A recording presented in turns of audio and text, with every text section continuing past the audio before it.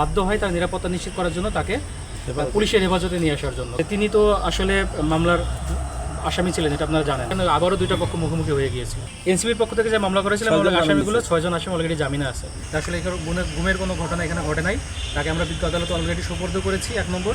2 নম্বর হচ্ছে যেহেতু এখানে একটি উত্তেজনা সেদিন থেকেই এখন পর্যন্ত আছে, আমরা তাকে আমাদের থানা পুলিশের পক্ষ থেকে কয়েকবার অনুরোধ করা হয়েছিল, দয়া করে আপনি আজকে আসবেন না, আসলে এখানে আবারও একটা অপ্রীতিকর পরিস্থিতি তৈরি হবে। এবং আমরা ইনস্ট্যান্ট, তিনি যেহেতু দ্রুত সিদ্ধান্ত নিয়ে দ্রুত সংবাদ সম্মেলনটা করার পরিকল্পনা করেছিলেন, পুলিশের একটা প্রস্তুতির বিষয় থাকে যে কোনো ঘটনার সিচুয়েশন ট্যাকেল দেওয়ার জন্য। পুলিশের হাতে ওই মুহূর্তে একেবারে সময় কম ছিল, পর্যাপ্ত সময় ছিল না যে একটা নিরাপত্তা পরিস্থিতি, নিরাপত্তা বলয় তৈরি করে তাকে সংবাদ সম্মেলনের ব্যবস্থা করে দিবেন।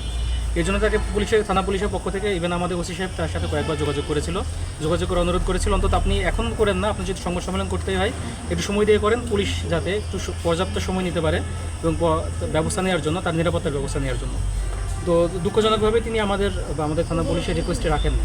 তিনি ওই সময়ে সংবাদ সম্মেলন করার জন্য সেখানে উপস্থিত হন এবং এই প্রেক্ষিতে সেখানে আবারও একটা অপ্রীতিকর পরিস্থিতি, কারণ দুই পক্ষেরই আবারও বিবদমান দুটো পক্ষ আবারও মুখোমুখি হয়ে যায়। তো সেখানে আসলে পুলিশ একরকম বলা যায় বাধ্য হয় তার নিরাপত্তা নিশ্চিত করার জন্য তাকে পুলিশের হেফাজতে নিয়ে আসার জন্য। কারণ সে মামলার আসামি হোক বা মামলার বাদী হোক, সেটা বড় বিষয় না। বড় বিষয় হচ্ছে সে একজন রাষ্ট্রের নাগরিক, তার নিরাপত্তা নিশ্চিত করা পুলিশের দায়িত্ব।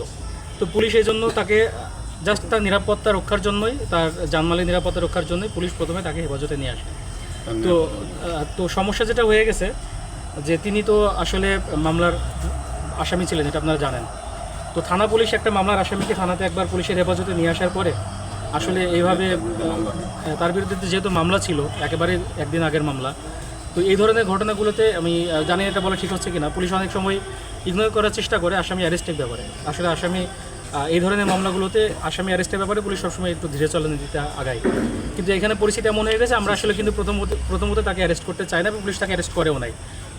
পুলিশ তাকে হেফাজতে নিয়ে আসে, নিরাপত্তা হেফাজতে নিয়ে আসে তার জানমাল রক্ষার জন্যই। পরবর্তীতে যেটা হয়ে গেছে, সে যেহেতু মামলার আসামি ছিল এবং সে পুলিশের হেফাজতে একবার চলে এসেছে, তাকে আসলে পরবর্তীতে আদালতের মাধ্যমে পরবর্তী ব্যবস্থা নিয়ে আসার পুলিশের হাতে আসলে আর কোনো অপশন ছিল না। পুলিশ বলা যায় একরকম বাধ্য হয়ে পরবর্তীতে তাকে বিজ্ঞ আদালতে সুপর্দ করে। পরবর্তীতে বিজ্ঞ আদালত পর্যালোচনাপূর্বক বাদী বিবাদী পক্ষ কথা শুনে তাকে জেলা হাজতে প্রেরণ করেছে। যেহেতু এখানে সংবাদ সম্মেলন, যেহেতু এটা তিনি একেবারে সংক্ষিপ্ত সময়ের ব্যবধানে আমাদেরকে সময়ও দেন না আমাদেরকে পর্যাপ্ত প্রস্তুতি নেওয়ার। আর দ্বিতীয়ত এখানে আবারও দুইটা পক্ষ মুখোমুখি হয়ে গিয়েছিল এবং দুই পক্ষে অনেক মানুষজন জড়ো হয়ে গেছিলো এখানে, আপনারা সবাই জানেন। তো আসলে বেসিক্যালি তার নিরাপত্তা রক্ষার জন্য আমাদের এটা করতে আমরা বাধ্য হয়েছিলাম। এনসিবির পক্ষ থেকে যে মামলা করেছিলাম আসামিগুলো 6 জন আসামি অলরেডি জামিনে আছে। তো ইভেন আমাদের পক্ষ থেকে তারেক রেজা সাহেবকে অনুরোধ করা হয়েছিল যে আপনি দয়া করে জামিন নিয়ে আসেন। ওনাদের পক্ষে একজন জামিন নিয়েছে। এই পক্ষে পরে তাকে অনুরোধ করা হয়েছিল থানা পুলিশের পক্ষ থেকে যে দয়া করে আপনি জামিন নিয়ে আসেন, তাহলে কোনো দিকে কোনো বিতর্ক থাকে না এবং আপনার যতটুকু নিরাপত্তা দেওয়ার দায়িত্ব, সেই আসামি হোক বা জামিনে থাকুক বা না থাকুক।